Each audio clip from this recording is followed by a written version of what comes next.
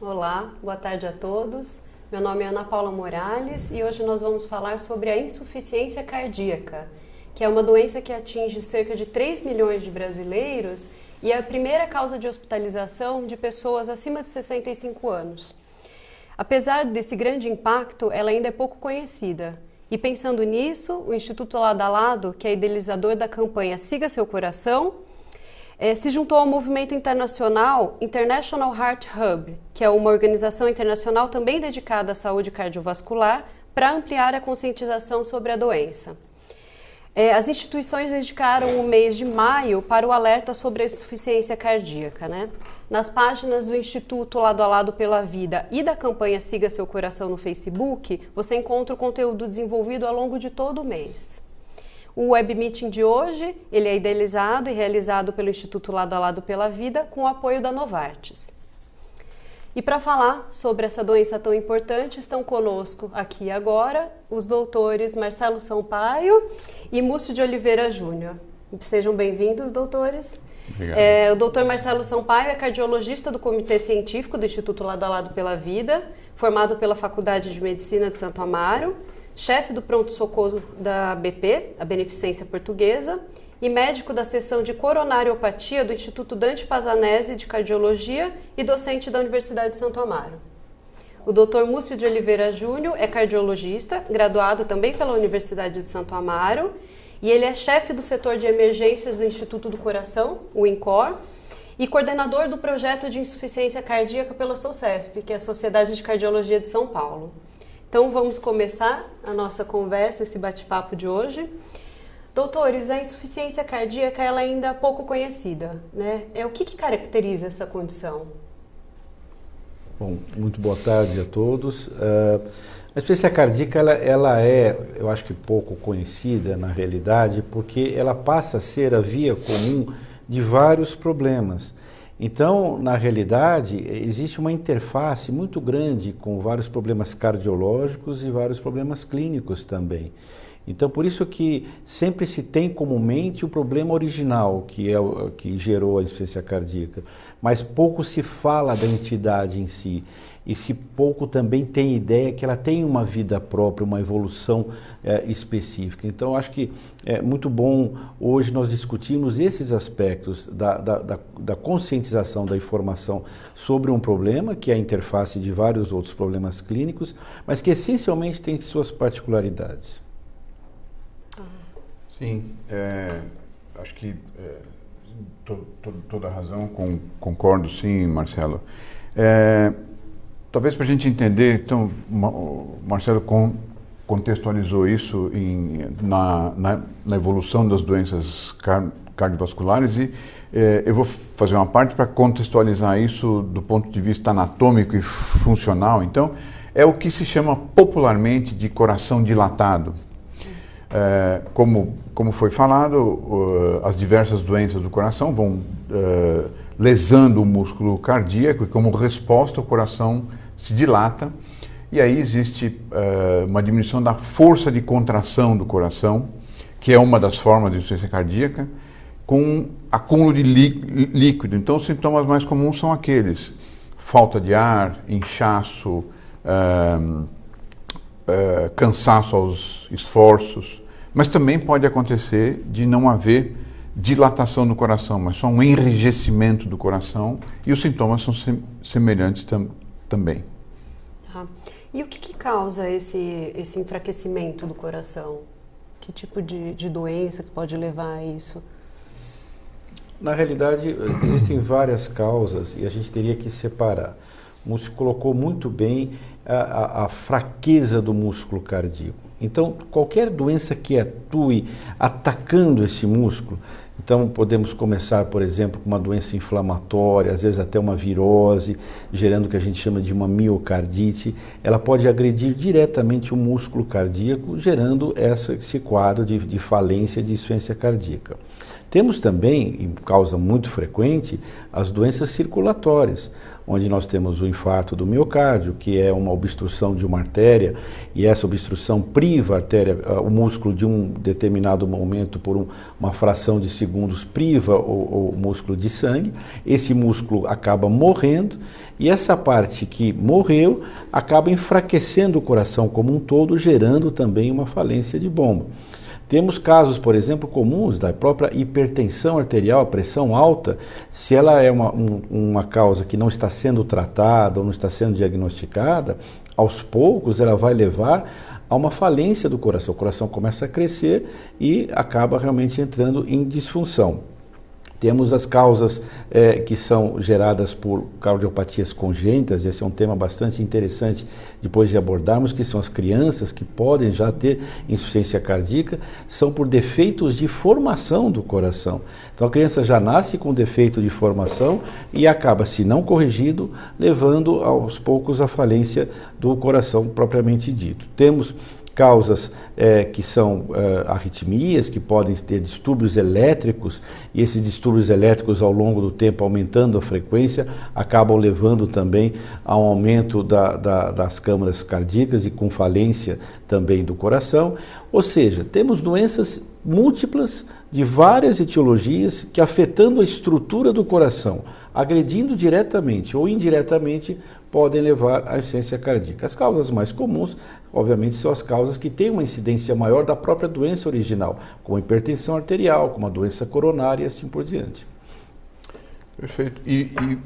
Portanto, é fundamental cuidar da causa para que o paciente não evolua depois para a insuficiência cardíaca.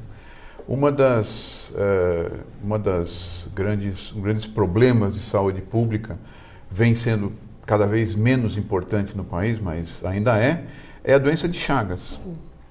A doença de Chagas é uma causa frequente de insuficiência cardíaca. No Brasil todo, ela é 10% das causas, 10% dos pacientes que têm insuficiência cardíaca são por doença de Chagas. Tem áreas do país em que isso é mais prevalente, tem áreas em que quase não tem. Então, as condições sanitárias também são importantes para que não se desenvolva esse quadro.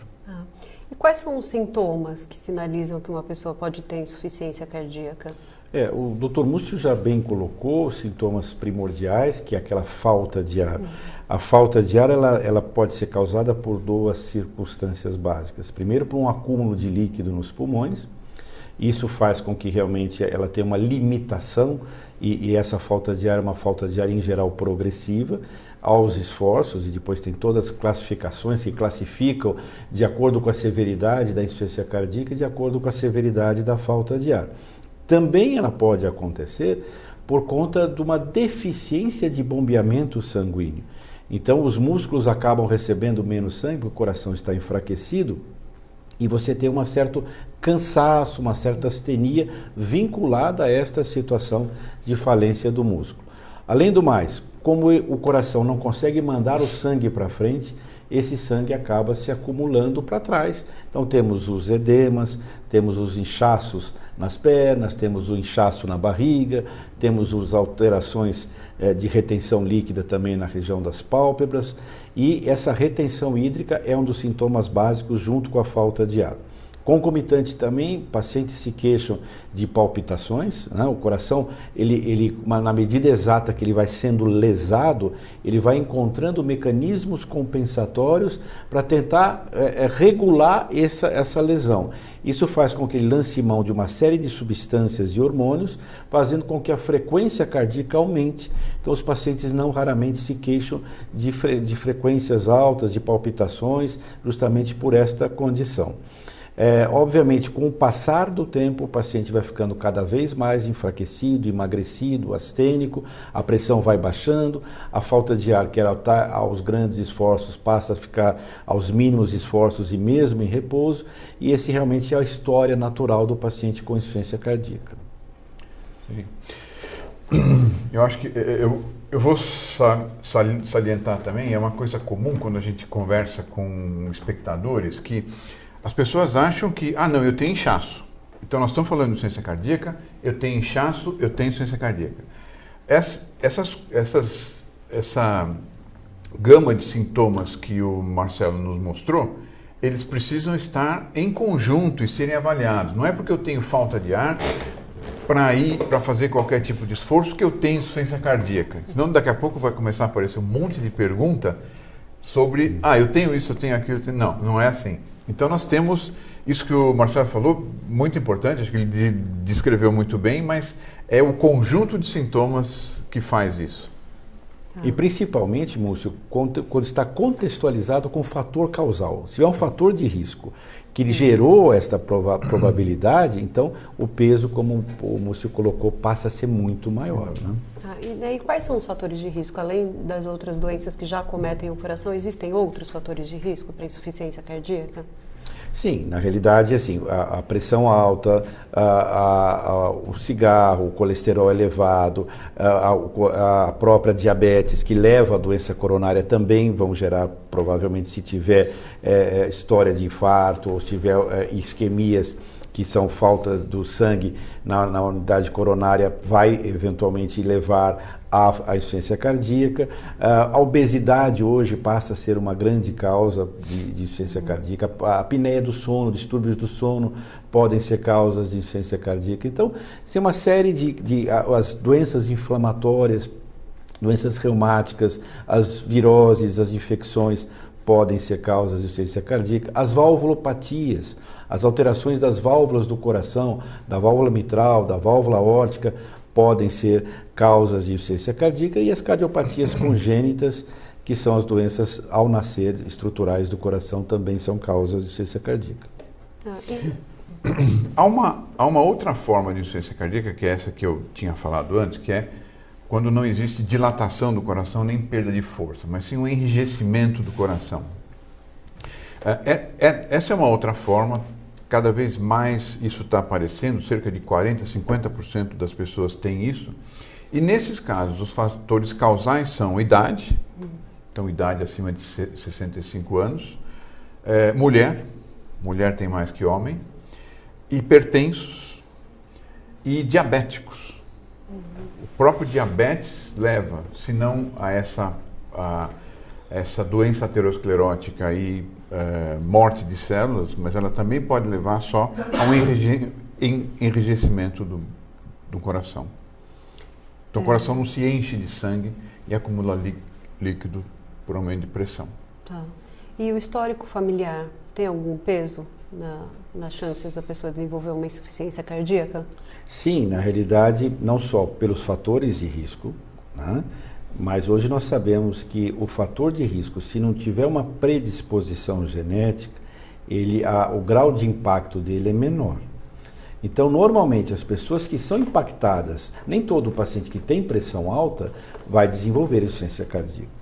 Ele precisa ter uma combinação gênica específica, a qual ele seja mais suscetível na parte muscular cardíaca, para que esta pressão alta leve ao impacto negativo de produzir insuficiência cardíaca. Da mesma forma, isso coloca uma hereditariedade em cima da doença também. Então, nós sabemos que os pacientes que têm históricos prévios de pessoas que desenvolveram na família ascendentes diretos que desenvolveram quadro de insuficiência cardíaca acabam tendo uma predisposição maior desde que tenham o fator de risco. Ninguém vai desenvolver a insuficiência cardíaca per se não tiver um fator causal. Mas tendo essa suscetibilidade, sim, existe uma causa de hereditariedade forte nessa doença. Existe uma forma genética também de insuficiência cardíaca, que que a gente chama de miocardiopatia familiar. Então, a pessoa tem uma predisposição genética, e isso é transmissível geneticamente para desenvolver essa dilatação cardíaca.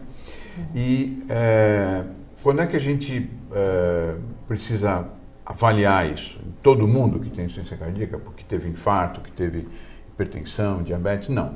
A gente tem que avaliar e aí buscar testes genéticos que estão disponíveis hoje, cada vez mais disponíveis, em quem tem uma insuficiência cardíaca sem causa. Então, eu tenho na família alguém, um ou dois parentes que desenvolver insuficiência cardíaca. Esses, sim, os descendentes precisam ser avaliados, mas não é qualquer paciente que tem insuficiência cardíaca que a família está fadada a isso. Os senhores falaram dos sintomas, né, do cansaço de todos eles, do edema, do cansaço, da falta de ar, e que eles podem evoluir, né, ficar mais graves com o tempo. Então, a própria insuficiência cardíaca, ela é uma doença mais silenciosa, que começa, ela é cumulativa ou ela de repente acontece? Sim, ela começa, as primeiras fases da doença, elas são assintomáticas. Então, tem o dano cardíaco, tem a dilatação cardíaca e só lá na frente é que vai aparecer o sintoma. Só bem lá na frente que os sintomas vão ficar claros. Então, existe uma boa parte das pessoas que têm disfunção cardíaca, mas não tem a doença manifesta clinicamente. Isso é uma verdade e, assim, para nós, cardiologistas, às vezes é angustiante. A gente tem pacientes que fazemos um ecocardiograma, que é um exame que depois nós vamos comentar o diagnóstico, mas é um exame que mostra esta redução. A gente observa que o paciente tem uma redução importante e, ao perguntar dos sintomas, o paciente fala, não, eu jogo bola, eu faço toda a atividade, e a gente vê que a marcação, existe uma redução forte da insuficiência cardíaca, uma forte da função do coração, mas ele não sente nada. Entretanto, esses pacientes, às vezes, têm um curso grande que ficam assintomáticos, mas na medida exata que eles entram, começam a ter sintomas, a evolução passa a ser uma evolução extremamente drástica, compatível com o resultado inicial do exame, que apontava que ele já tinha uma deterioração do músculo cardíaco forte. É verdade. E essa é uma dificuldade mesmo, porque poucos casos a gente consegue pegar nessa fase antes de manifestar sintoma. E quanto mais precoce o tratamento, maior a chance de que não evolua a doença. Já houveram diversas tentativas de detecção populacional disso, mas como não é uma doença tão frequente como, por exemplo, hipertensão, diabetes, fica difícil detectar, pegar todo mundo e achar isso, mas é uma fase que, quando a gente pega e trata, a gente previne as complicações futuras. Então, alerta, né, para ficar atento aos sintomas, né, porque quando eles surgem já é o momento mesmo, de agir. Como o próprio Dr. Múcio colocou, não só quando surgem os sintomas, e sim um alerta para você fazer exames periódicos. Porque ao fazer exames periódicos, mesmo sem você sentir nada, você vai detectar essas alterações nos exames. O que já, como foi colocado, já faz com que o paciente já tenha um tratamento, evitando sim, aí sim, uma progressão e as manifestações extremamente danosas desse quadro. E como é feito o diagnóstico? O senhor já começou a falar... Olha, nós temos, a cardiologia, ela tem múltiplas ferramentas diagnósticas, né? Então, existe uma série de exames que a gente pode lançar mão. Mas, eu sou da época antiga, acho que o Dr. Múcio também, que começa sempre com uma boa conversa com o paciente, com uma boa história, com um bom interrogatório, um questionário, onde ali sim você já vai, mesmo que o paciente não sinta nada, fala, doutor, eu não sinto nada. E se você perguntar, insistir na pergunta, colocar situações, e quando você sobe uma grande lance de escadas, quando você faz um grande esforço, às vezes o paciente acaba realmente revelando determinados detalhes. E a partir da história você passa por um bom exame físico. No exame físico você vai ver a pressão arterial, você vai ver se o paciente é obeso, você vai auscultar o coração, ver se o paciente tem sopros, tentando identificar já algumas cardiopatias que são cardiopatias de nascença ou eventualmente alterações nas válvulas também podem ser detectadas nesse momento. Examinar bem os pulmões, porque como o Dr. Múcio colocou que há um acúmulo de líquido nos pulmões, você pode escutar esse líquido ao examinar. Então, os médicos devem examinar bem os pulmões para ver se você tem alguma detecção nessa situação. Posteriormente, o próximo passo, depois que você tirou uma boa história, depois que você fez um exame físico, é fazer um eletrocardiograma e um raio-x de tórax. tanto no elétrico e no raio-x, que são exames absolutamente simples e corriqueiros e disponíveis em qualquer situação, você já consegue detectar se o coração está crescido, se existem distúrbios de ritmo, se existe realmente acúmulo no líquido, porque você vai olhar os pulmões e vai achar esse líquido lá. Então são exames absolutamente úteis. Passando para esta fase, nós passamos para os exames laboratoriais. Nos exames laboratoriais, vamos ver como é que está a função dos rins, vamos ver se o paciente está diabético, vamos ver se o paciente está anêmico, e aliás, a anemia é uma das causas também de insuficiência cardíaca, e é importante destacar nessa situação. E temos hoje um exame também que detecta o quanto de disfunção de líquido o paciente está acumulando, que pode ser detectado também pelo exame de sangue, né? E essa, às vezes, é uma ferramenta que nós utilizamos para caracterizar um paciente como insuficiência cardíaca.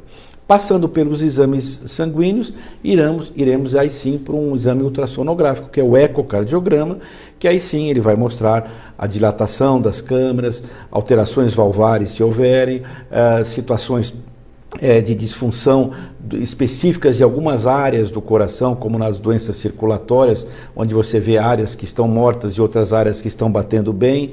Então, o ecocardiograma, eu diria que é o exame final de uma primeira fase.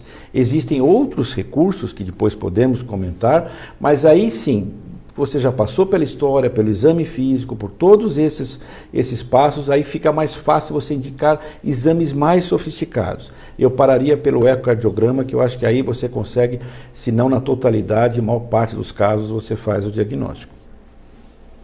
E ela é uma doença que pode ser curada? Sim. Ela existe... Dependendo da causa, ela é completamente reversível. Se nós temos, e aí a gente precisa separar um pouquinho por causas. Por exemplo, o indivíduo que tem uma doença isquêmica, uma obstrução nas coronárias do coração, isso leva a uma dilatação do coração. Se ele tiver condições de ser revascularizado, há a chance de reverter completamente. Se ele for hipertenso, se controlar a hipertensão, há a chance de reverter completamente.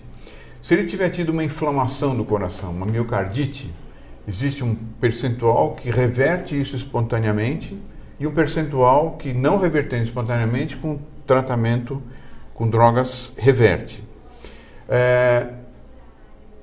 Se ele tiver uma doença familiar, nós podemos fazer algumas coisas para que ele não evolua para isso.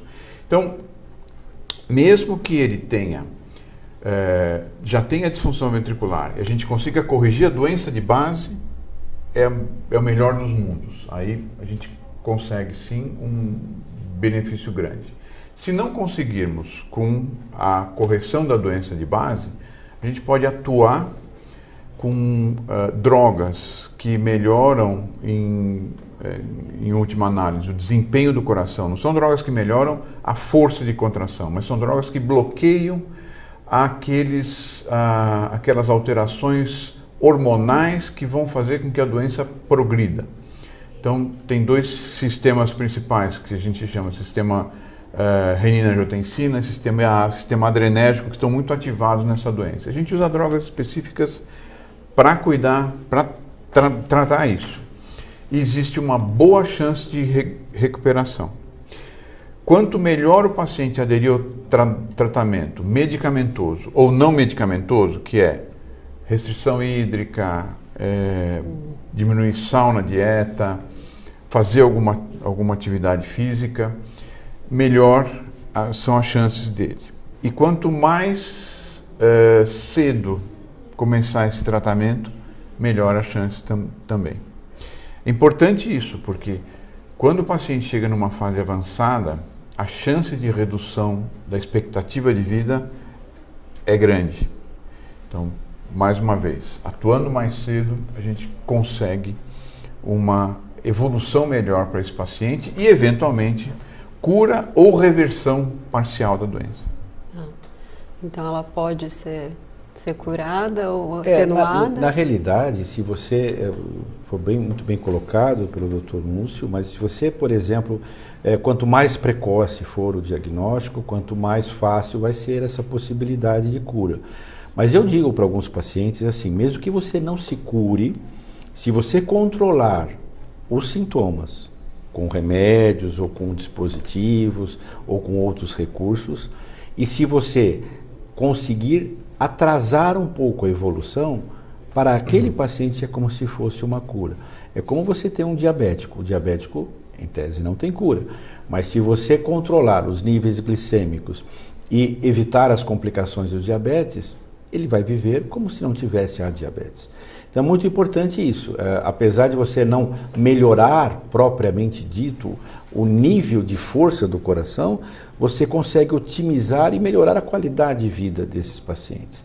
E hoje o que nós estamos buscando é exatamente isso, é tentar reabilitar os nossos pacientes que já têm insuficiência cardíaca, que a gente sabe que não vão ser curados na essência da palavra, mas que podem sim ser reabilitados para uma vida quase normal, né?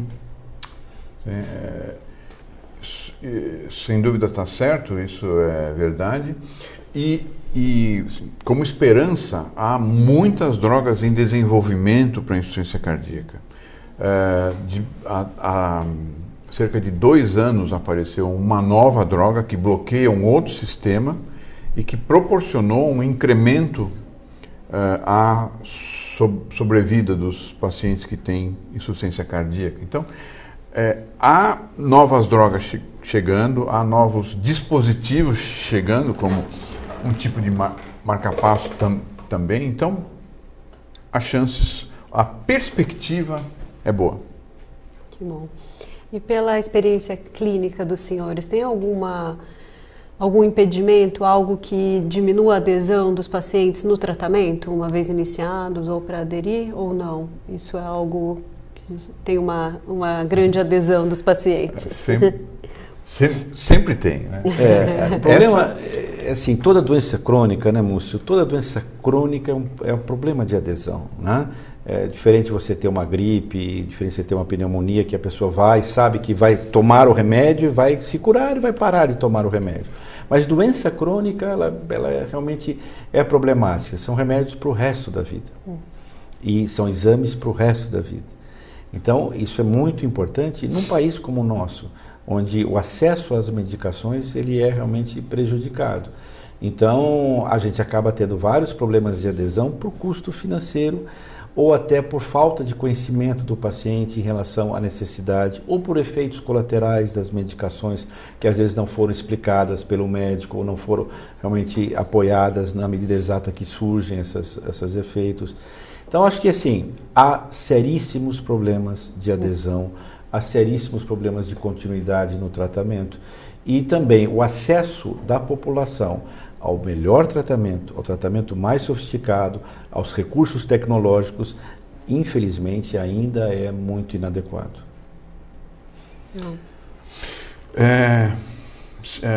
Eu queria complementar com uma dificuldade que a gente vê, Marcelo, que é o médico que cuida do paciente com insuficiência cardíaca tem também uma falta de adesão a dar a dose alta das drogas, que são as doses recomendadas.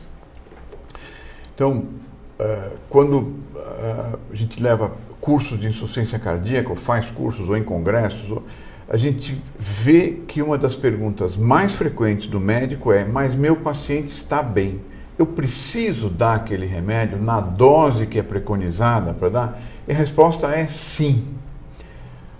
Você que está nos assistindo, seu médico tem que dar a dose plena do remédio. Não existe meia quimioterapia ou meia antibiótico terapia para pneumonia que o Dr. Marcelo falou. Ninguém dá metade da dose do antibiótico ou metade da dose do quimioterápico.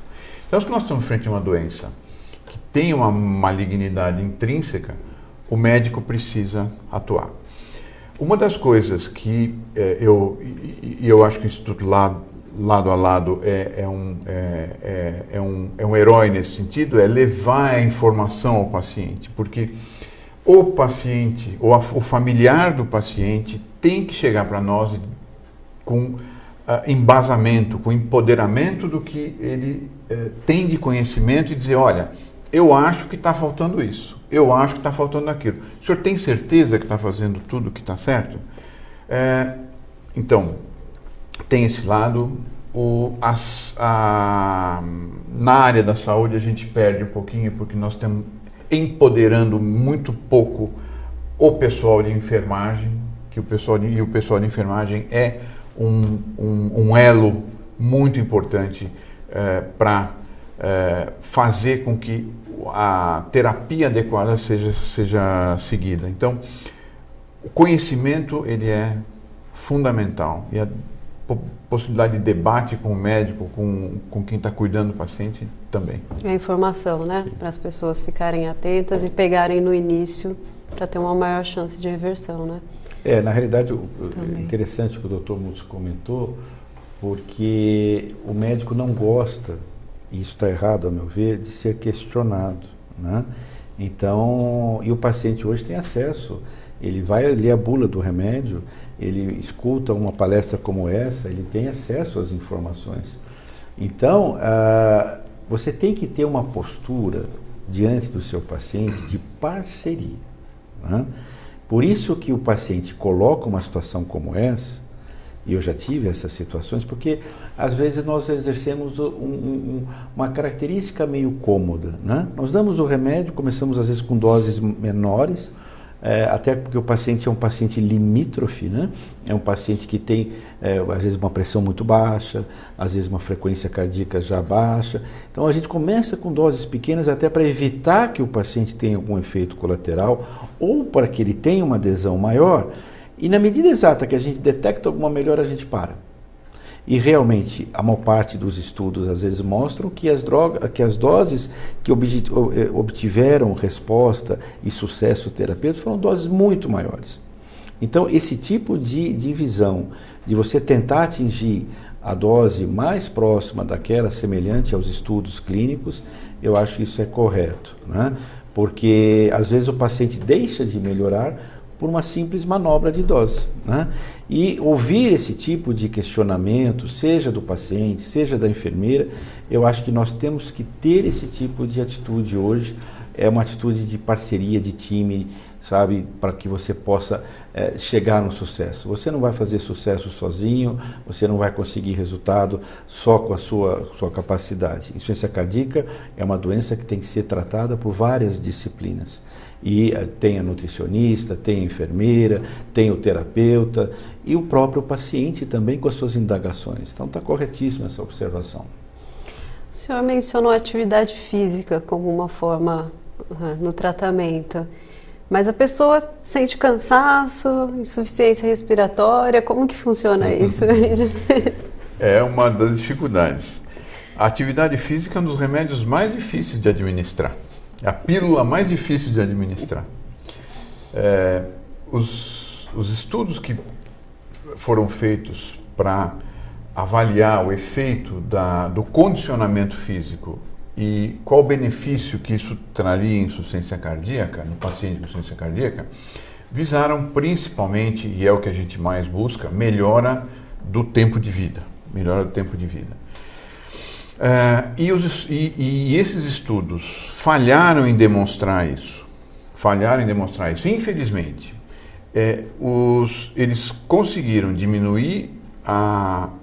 melhorar a qualidade de vida, diminuir a necessidade de internação por descompensação, mas não melhoraram a expectativa de vida, ou como a gente chama tecnicamente, não melhoraram a sobrevida. Mas a maioria dos pacientes não conseguiu atingir aquele nível de exercício que era preconizado pelos investigadores. O que é interessante é que mesmo aqueles que não conseguiram isso, tiveram benefício de qualidade de vida e estabilidade clínica. Então a atividade física é importante. Mas eu tenho falta de ar. Você não precisa ser um atleta. Você não precisa fazer algo que está acima da sua capacidade. Mas, por exemplo, se você fizer 150 minutos, que é o que a gente costuma dizer para os nossos pacientes, semanais de uma atividade não máxima, do tipo caminhada, isso vai te trazer uma melhora, vai melhorar a sua adaptação periférica dos músculos, das artérias, e vai trazer um benefício grande. Em termos de faixa etária, as pessoas que são mais acometidas são acima de 65 anos, né? Em geral, são mais. Mas hoje a gente vem assistindo uma precocidade de doenças cardíacas, principalmente dos fatores de risco, o que vai gerar no futuro pacientes mais jovens com insuficiência cardíaca, porque a doença vai começar mais cedo e, obviamente, vai se iniciar mais precoce, né? Além do envelhecimento da população, né? Então a gente abre uma janela bem grande, né, para pacientes com insuficiência. Os senhores comentaram sobre crianças que também podem ter insuficiência cardíaca. Eu queria que os senhores falassem um pouco mais sobre isso. O que pode gerar as cardiopatias congênitas e como essa criança tem que ser cuidada? A gente aprende muito e depois na escola a gente observa muito isso, né? Que a criança, o recém-nascido, quando tem algum grau de insuficiência cardíaca, ele se cansa para mamar, né? Então, é uma observação de um sintoma que todo mundo tem que ficar atento, que a criança ela interrompe as mamadas porque ela se cansa e passa a ser um esforço para ela, né? Existem alterações no batimento da asa do nariz, o nariz começa a ter realmente uma movimentação diferente, existe a chamada cianose, né? Que é aquele arroxeamento tanto das extremidades periféricas, como dos dedos também, porque significa às vezes que existe alguma alteração de estrutura, misturando sangue oxigenado com sangue já sujo, como a gente chama, isso faz com que haja esse arroxeamento, né? Então, alguns sintomas são bem diferentes da insuficiência cardíaca do adulto.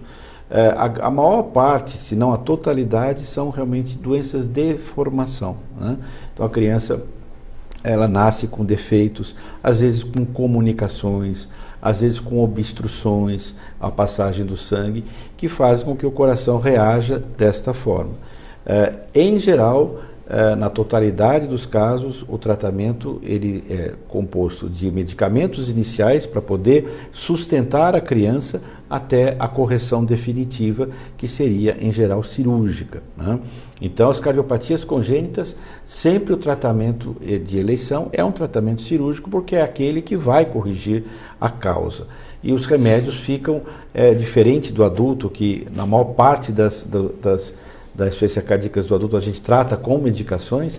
Na criança, a medicação somente é uma ponte até você levar ela para uma correção definitiva.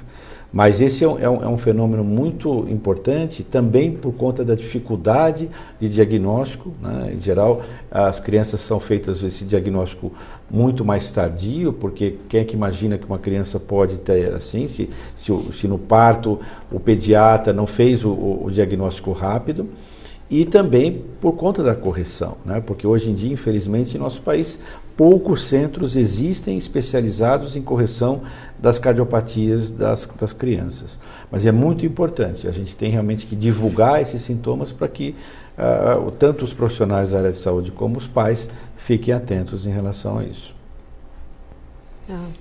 Os senhores falaram das possibilidades de tratamento medicamentosos, né? E também da importância do exercício físico. Quais outros hábitos na vida, no cotidiano, que esse paciente tem que adquirir para que ele tenha um tratamento eficaz? Eu acho que a gente pode dividir o tratamento entre tratamento não medicamentoso e tratamento medicamentoso. O tratamento não medicamentoso, de quem tem um quadro instalado de insuficiência cardíaca, ele obedece a 4, 5 princípios. Então, primeiro se necessário, restrição na ingestão de líquido, porque o líquido já é mal manipulado pelo coração com disfunção. Segundo, diminuir a ingestão de sal, ou pelo menos não ingerir sal em excesso, porque o sal ajuda a retenção de líquido. Terceiro, algum grau de atividade física é fundamental. Em quarto lugar, evitar algumas drogas que prejudicam que podem agravar o quadro de insuficiência cardíaca, como o uso de anti-inflamatórios. Os anti-inflamatórios do tipo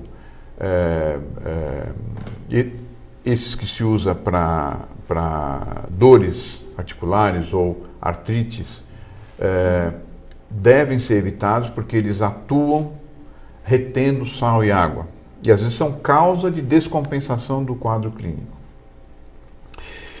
Álcool. Quem tem insuficiência cardíaca não deve abusar de álcool, porque o álcool em si é tóxico para o miocárdio. O álcool em si pode ser causa da disfunção cardíaca, como no que a gente chama de miocardiopatia alcoólica. É uma toxicidade do álcool, tem pessoas que são mais sensíveis a isso. É uma das causas não frequentes, é uma causa rara de insuficiência cardíaca, mas ela existe. E, sabidamente, o álcool é tóxico para o coração. Então, quem tem insuficiência cardíaca, ele não está proibido de beber bebida alcoólica, mas ele deve fazer isso com uma extrema parcimônia e evitar o uso abusivo. Em termos ainda de terapêutica não medicamentosa, é importante que o paciente conheça a sua doença. E esse é uma das coisas que a gente não faz para os nossos pacientes, que é explicar isso. Eu tenho, quando em conferências, congressos, sempre insistido muito nisso, que esse é um erro que nós temos. O sistema de saúde ou o médico não explica para o paciente que ele tem uma doença, que pode ser grave e que pode ser recuperável se ele fizer as coisas adequadamente. Isso faz parte do conhecimento e vai ajudar lá na frente quando ele estiver pensando em diminuir remédio. Ninguém gosta de tomar remédio, né? Quanto mais doses a gente toma, quanto mais remédios, número de remédios a gente tem, maior a tendência que o paciente abandone. Mas ele precisa saber que se abandonar, ele pode entrar numa fase irreversível da doença. E, finalmente, fazer o segmento. O paciente com insuficiência cardíaca tem que ir pelo menos 3 vezes ao ano ao seu clínico, ao seu cardiologista, para controle da doença.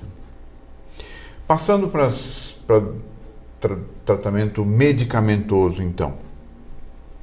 Se baseia no bloqueio de 3 sistemas hoje. Então, no sistema que é ativado pelo rim, no sistema que é ativado pelo cérebro, que é o sistema adrenérgico, e o sistema hoje, com o advento dessa nova classe de drogas, que é o sistema dos peptídeos natriuréticos, associado a um bloqueio do sistema renina-angiotensina. Então, há uma pirâmide que a gente pode pôr essas 3 categorias de droga embaixo, que atuam nesses sistemas. Se isso não for possível, há a possibilidade de ressincronização ou, no final, transplante.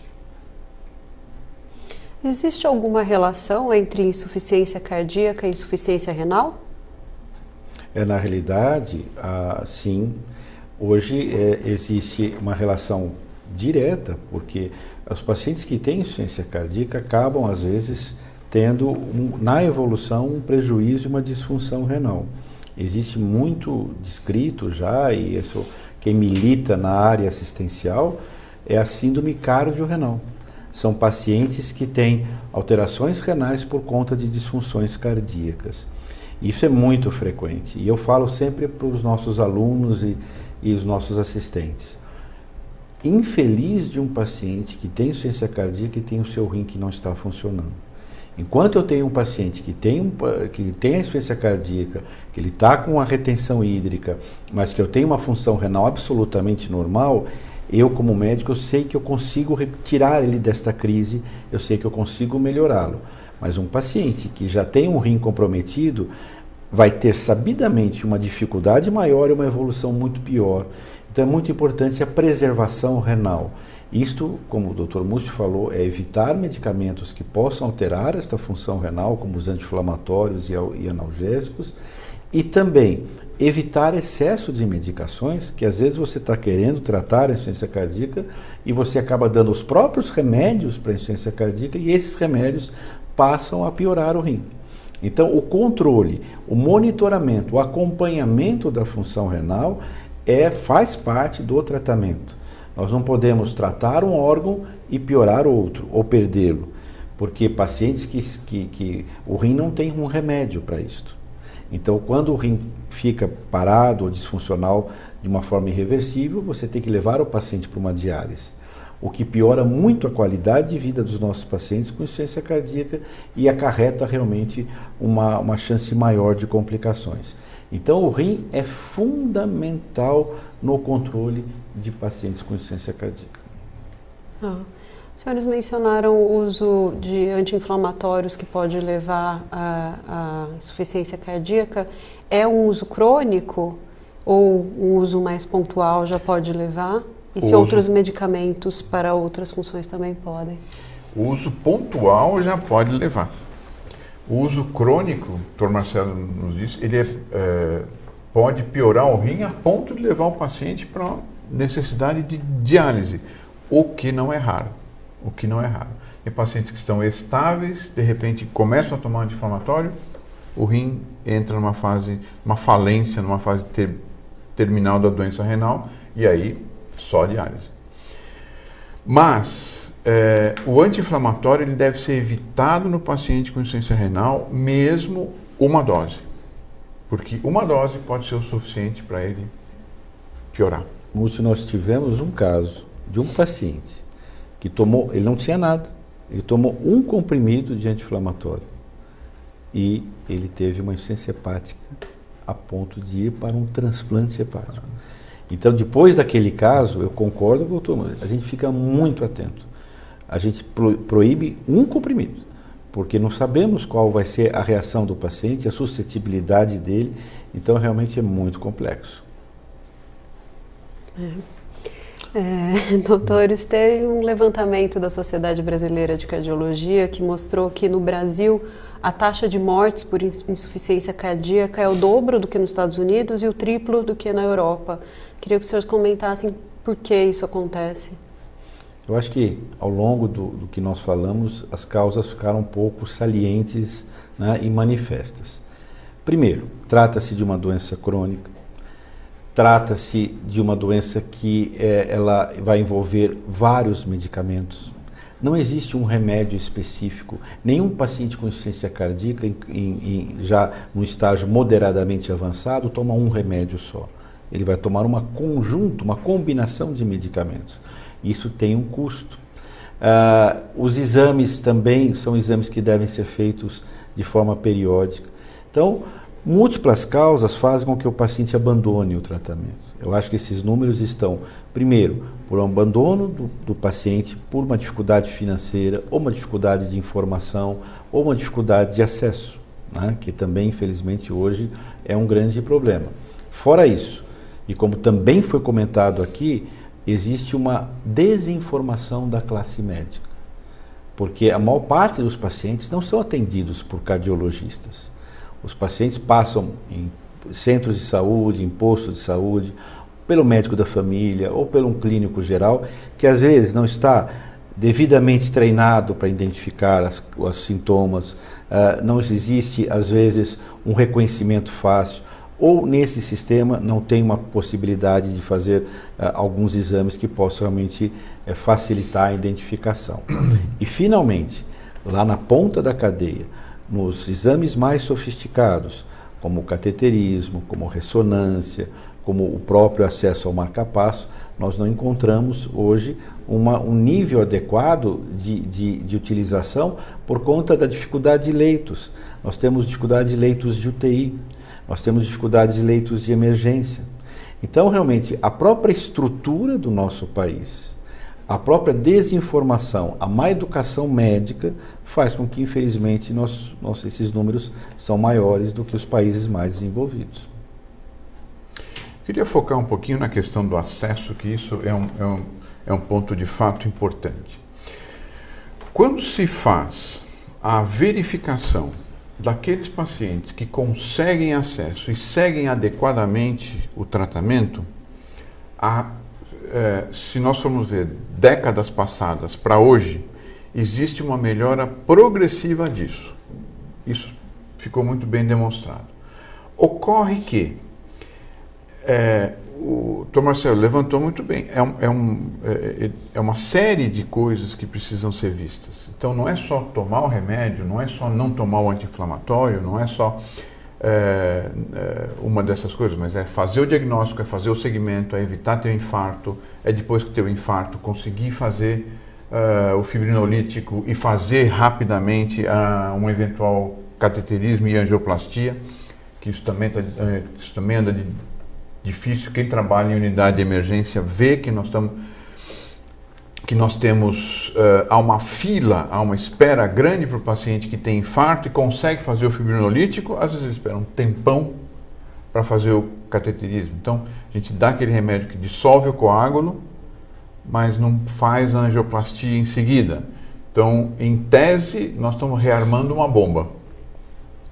E ela pode explodir quando ele for fazer o cateterismo, novamente, músculo isquêmico, dano ao músculo cardíaco, e aí o desenvolvimento lá na frente de insuficiência cardíaca. Quando se avaliou o estado de São Paulo, o estado de São Paulo é um estado relativamente homogêneo. Então, existem regiões muito mais ricas, aliás, não existem regiões muito mais ricas e regiões muito mais pobres. É um estado relativamente homogêneo. E quando há 4, 5 anos atrás, se avaliou o percentual de mortes por insuficiência cardíaca nas regiões do estado, houveram regiões em que tinha 30% das mortes cardiovasculares por insuficiência cardíaca e em outros 7% das mortes. Então existe essa diferença de acesso e essa diferença de postura do serviço de assistência médica, do serviço de saúde, para os pacientes que têm isso. Qual é a diferença dos países desenvolvidos para nós? É que o acesso a medicamentos e o acesso a exames é franqueado.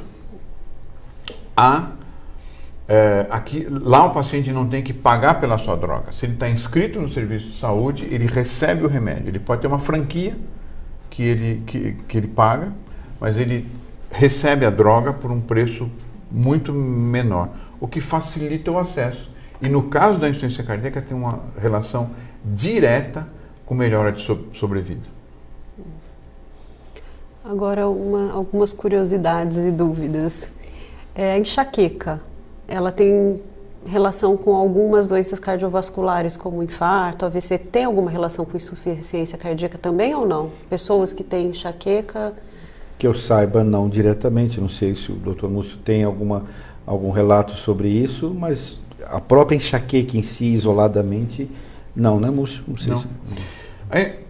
A enxaqueca é uma doença também polimórfica, né?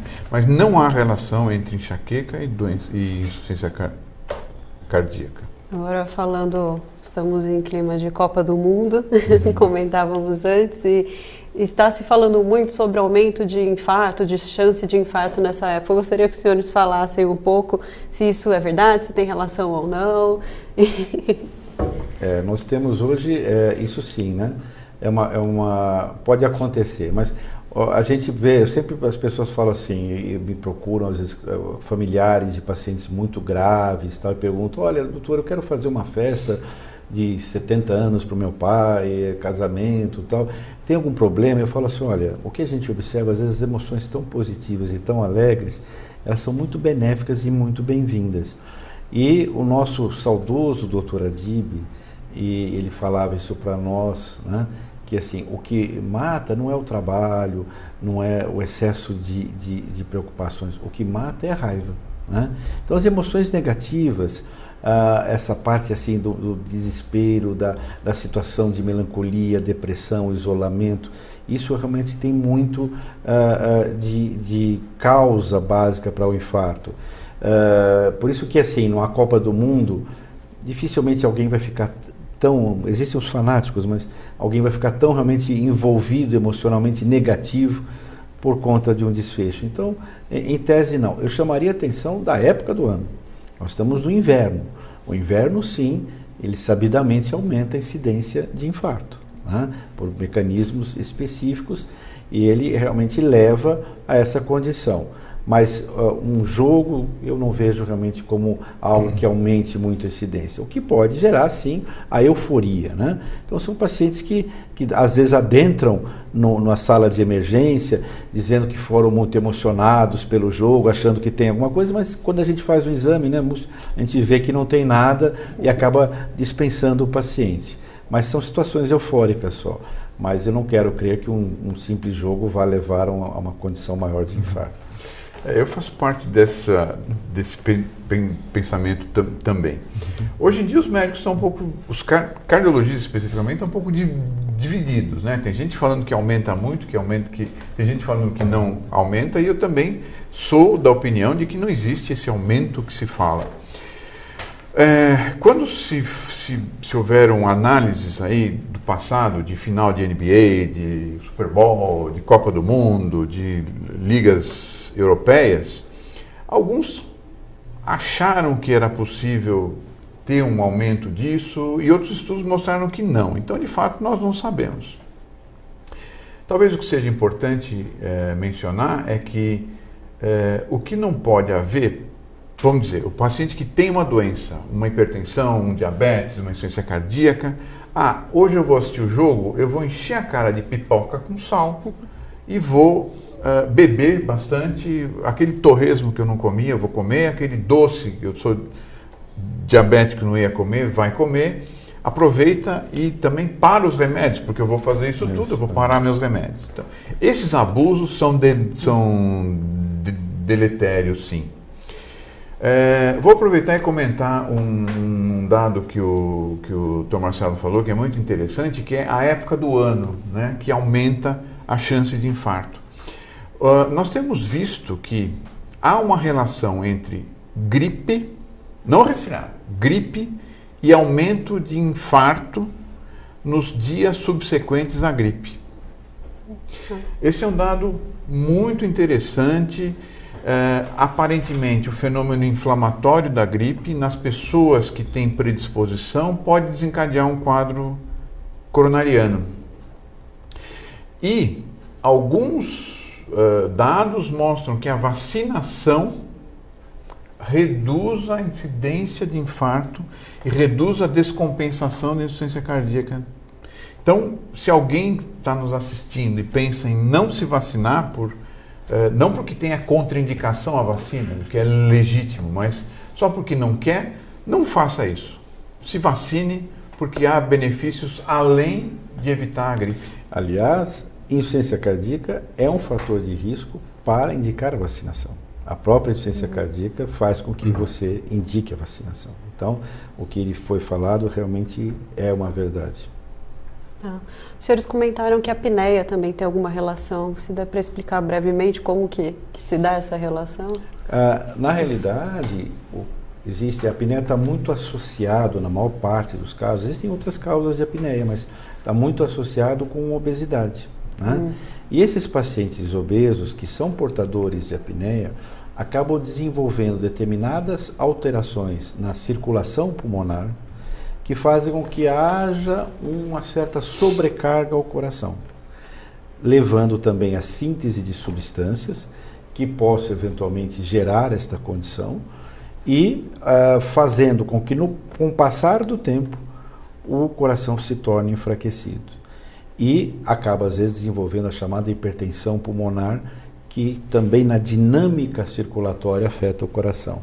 Então, os pacientes também que têm esse risco, que são obesos, que roncam, que são muito sonolentos durante o dia, têm que ser submetidos a exames para eventualmente diagnosticar isto e providenciar o tratamento, porque existe uma forma de tratá-los. Bom, doutores, muito obrigada pela participação dos senhores hoje e obrigada a todos que nos acompanharam nesse bate-papo com os cardiologistas Dr. Marcelo Sampaio e Dr. Múcio de Oliveira Júnior. Esse web meeting foi realizado pelo Instituto Lado a Lado pela Vida com o apoio da Novartis E fica o alerta, né? A insuficiência cardíaca tem tratamento, então fiquem atentos aos sinais e consulte o seu médico. E para mais informações, consulte a página do Facebook do Instituto Lado a Lado pela Vida e da campanha Siga Seu Coração. A página do Instituto na internet é ladoaladopelavida.org.br. Obrigada.